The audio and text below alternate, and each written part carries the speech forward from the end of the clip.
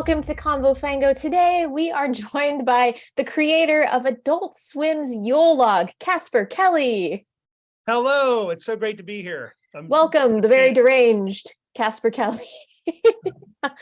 I'm just sitting here with a refreshing Dr. Pepper and cozied up by the Yule Log, as one does. Also, this is like the most ominous shit to receive in the mail with no warning. There was like a rapping at my door and I like opened it and there was no one there, just a box. I opened it and this is inside, just murder. Yeah, I love that too. Yeah, my pretty dogs cool. love it. Okay. I haven't asked my dog her feelings about it yet, but I will get on that right after this interview. So my main questions for you are what incarnation, how incarnation, why incarnation? This was amazing. I didn't know what to expect when like Adult Swim emailed me and they're like, we have something that you think you'll like. And I was like, okay, like send it over. I would love to cover it. I'm not sure if I'll be able to cover it because it has to be like really horror, not just kind of like a touch of horror. And then this shit just went off the rails. And I was like, yes, please give me this interview immediately. Oh, that makes me so happy. That makes me so happy. Because coming up from comedy, I wanted this to be horror. So I'm glad it meets the cut for you. 100%. It wasn't just like a touch of horror. It wasn't like horror adjacent. It was like bonkers horror with comedy as well. But yeah, you passed the test. Okay. So the genesis of it was last year, about this time last year, watching a Yule log and staring at the medium close-up shot of a fireplace. And then I just imagined suddenly you see legs out of focus walking by in the foreground in the shot and you hear dialogue. And then I thought, oh, wow, if you watched a Yule log video and then suddenly someone walked by and there's something going on in this living room that you can't see, I'm like, that's really interesting. So I pretty much went to Adult Swim with that. Like, I don't know what's going to happen after that, but it'll be horror. And they were like, okay, yeah. I was pitching it as like a 4 a.m., 11-minute, Too Many Cooks thing, where the whole story would be in the close up of the fireplace. Mm-hmm. And for whatever reason, I was like, hey, what do you think if we made it a movie? They were like, if you can make it for about the same amount of money, yeah, let's make a movie. And so it's Adult Swim's first live action movie, which is exciting. That's amazing. I was really wondering, I was like, how much of this did they know in the pitch when they were like, yeah, we'll greenlight this. So I like that you said that it started out as kind of like the Too Many Cooks, like an 11-minute concept. And then it just like, this thing is like, it's like 5 different things in one, at least. I'm probably like maybe getting half of it in there, but it's just, and it's so fun because it's like, this is premiering after like the Rick and Morty finale. So I imagine people are gonna be like, what? Okay, what's the deal with this? And then like you say, the legs come in and you're like, okay, like what you got my attention, what's happening? And then it's just like the ball gets rolling and like never stops rolling. And then it rolls into like the stranger's territory or like barbarian territory. And then like suddenly you're like maybe in Twin Peaks as well. I don't know, that Yule log just keeps going and you're like, what is happening? That's a good blurb. If we had a poster, I would put that on it. That's look at me now, Mom. All right. Amazing. Let me see. So I know Adult Swim has ventured into horror before, but it's I think the extra comedic element of this for me is knowing that it also shares a space with Cartoon Network. So just imagining like not even kids, but just like adults who are fans of like Rick and Morty and stuff, like watching Cartoon Network, and then it becomes Adult Swim, and then this just completely blindsides people. And I like that. I think that's my favorite kind of horror, when people don't really know what to expect. And I like to imagine not necessarily a horror fan, but just like the average moviegoer, like the average audience member who maybe dabbles, and then it's just like unleashes into like bonkers territory. Like, do you get a kick out of thinking of like that as someone watching? Yeah, like that was part of the excitement of it. It's like a sneak attack. You think you're into a Yule log video, and then suddenly things start happening. Yes, totally. Because we don't quite get it now with media so omnipresent, you know about things, you know a lot about things before you're exposed to them. So that's kind of fun to be surprised, you know. People like that. I love that. Like that, I feel like Malignant made me feel that way. We didn't really know a lot about it. So if you saw that opening week, you were just like, what the hell is happening? And people like my parents would go to the movies to see that. You know what I mean? You're like, I don't know, is it a police procedural? It has a little bit of horror elements. And then you're just like, what is happening? But like for me, the most joy was imagining like my mom buying a ticket to Malignant, not knowing what she was getting herself into. And this is very much that, like the sneak attack horror. And I'm like, yes, people are going to be so weirded out by this. And this is the kind of stuff that I like to like bring people over. I put it on for them. I don't tell them anything about it. And I just get to experience their reactions. Like it's that sort of a thing. Yes. I love to do that too with certain movies with my wife. Like I would have guessed. Just watch this and they're like, what? Yeah. And then the challenge then is that you have to try to not like look at them like the whole time, because then you're like giving away that something's gonna happen. It was like, oh man. So you're obviously a horror fan. Too Many Cooks has a lot of, I feel like if you watch Too Many Cooks and then you watch this, it's like, yes, it makes sense. This is the same creator. Because Too Many Cooks it's kind of deranged in a different way, but then you sneak a full-on like mini horror movie into the middle of Too Many Cooks. You get the beheadings in there. It's like a slasher, and you have elements of that in Yule Log as well. Was that kind of like when you made Too Many Cooks? Did you ever have something like this? Kind of like, okay, eventually I would like to do something on a larger scale for Adult Swim based on this kind of like of this caliber as far as like implementing horror? I think that's a great question. I think I made Too Many Cooks just interested in the idea of repeating a joke so long that it's not funny and then it's funny again. And then we realized that I was originally just going to do the sitcom the whole time, but we realized it'd be better to start surprising people and not repeating after a certain point. So and then I realized that worked really well and people liked it. So I think when I was coming to this movie, I think there are other types of styles I'd be interested in exploring.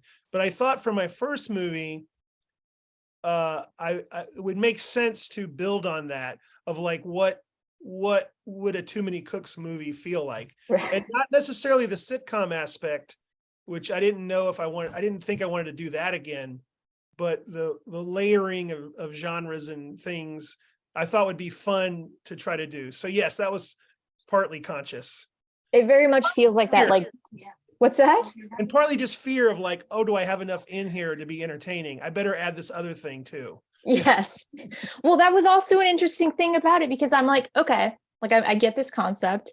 And then, but the timing of it is very much, it's tight, because I feel like you know exactly the point when it turns into like, okay, like what is this? Is this going to be the whole thing? And then as soon as like the audience starts thinking that, you switch it up and turn into something else. And then as soon as you're like, oh, so is this the thing? It turns into something else. And like you're hitting those beats like so on point that every time you start to creep into the territory of like okay, I think I get it. Is this the thing? And then it just like, it's something else entirely.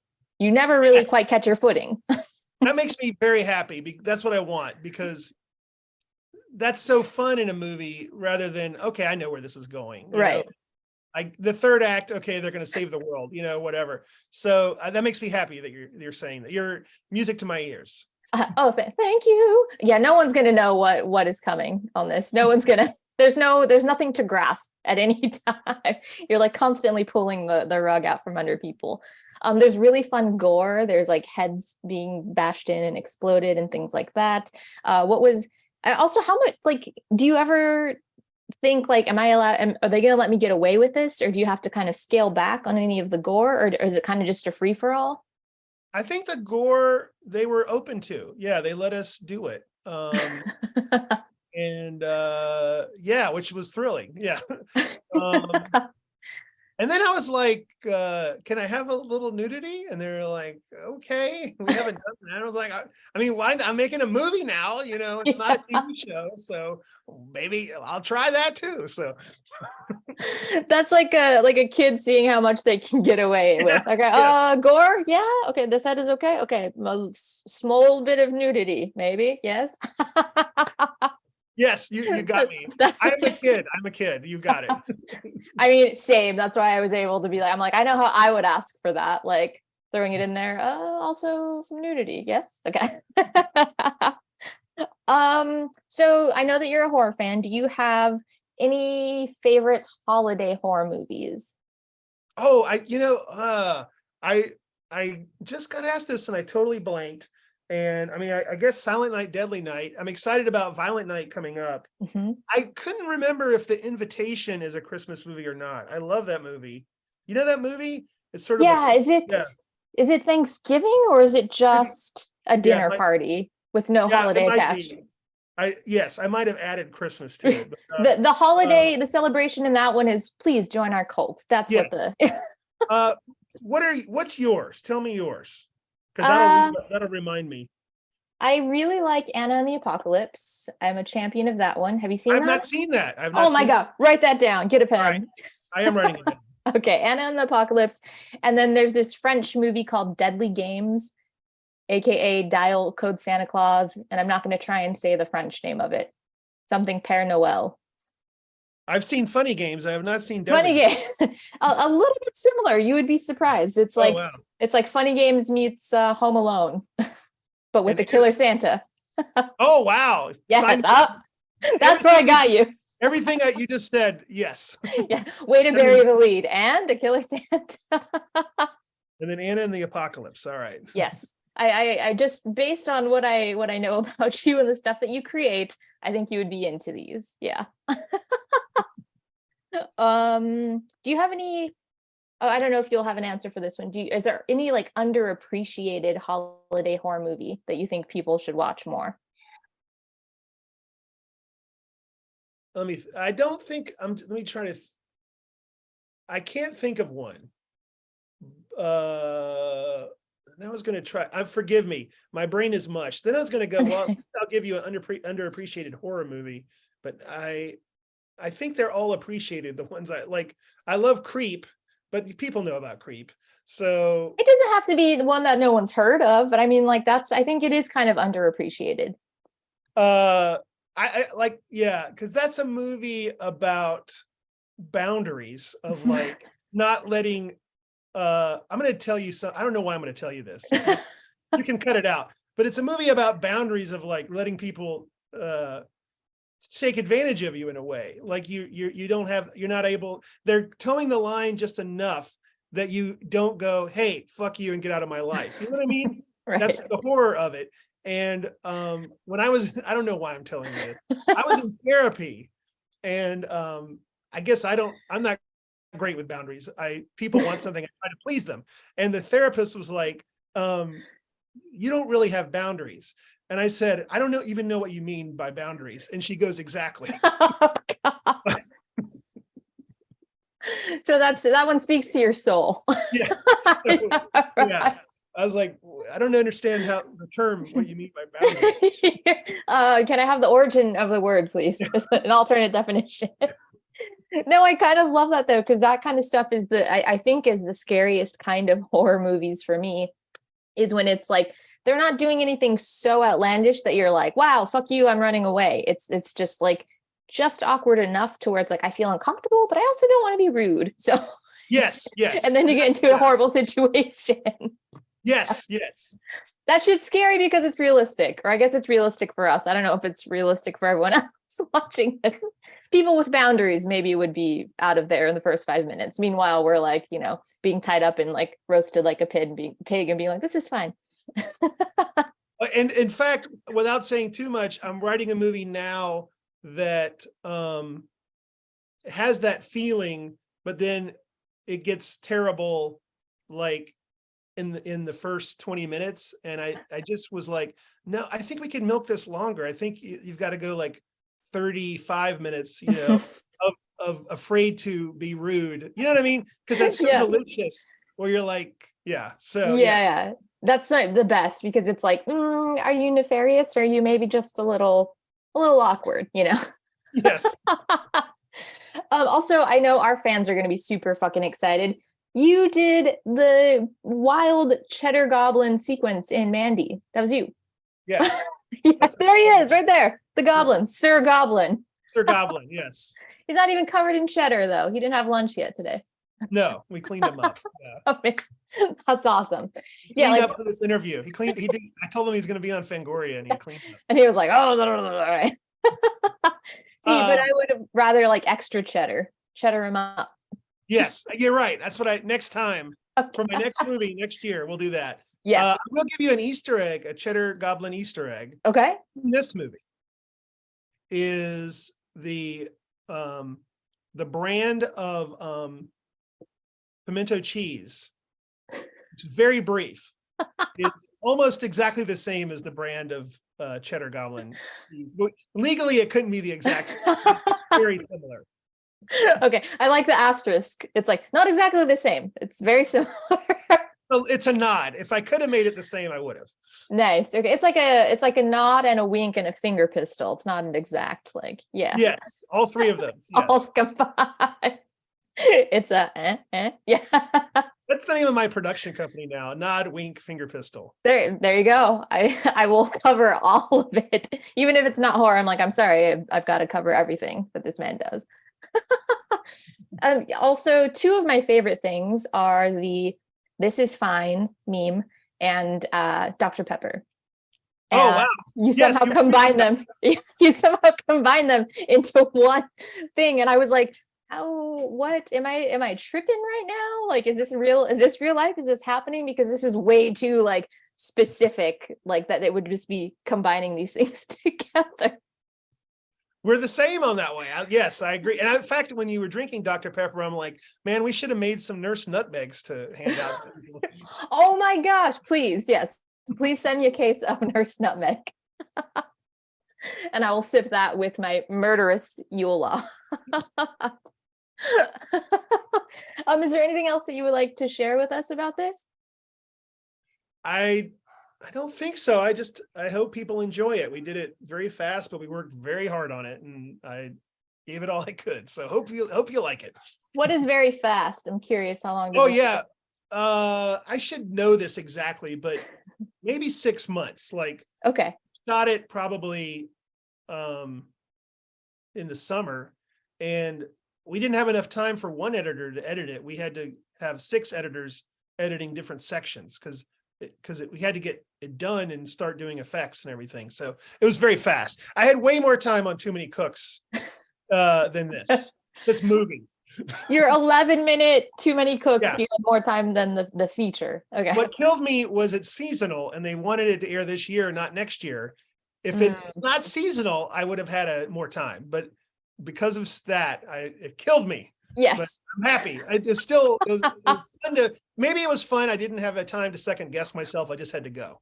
Sometimes that's the best thing. Sometimes that's the way to go, because otherwise you're like obsessing over it forever. And it's like, now just get it done. It's now out there in the world. We've seen it. It's too late.